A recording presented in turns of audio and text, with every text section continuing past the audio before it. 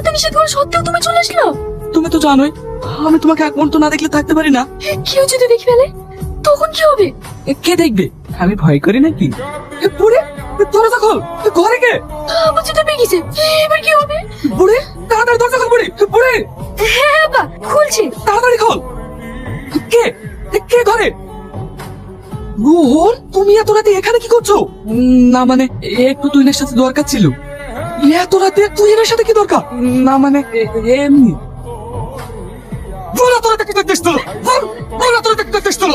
আব্বা, আমি ওকে ভালোবাসি। কি? সি সি সি সি সি, তুই আমার মান সম্মান কিচ্ছু রাখবি না। এইসব কথা যদি গ্রামের লোক জানতে পারে তাহলে কি হবে? ভালোবাসা তো কোনো পাপ না।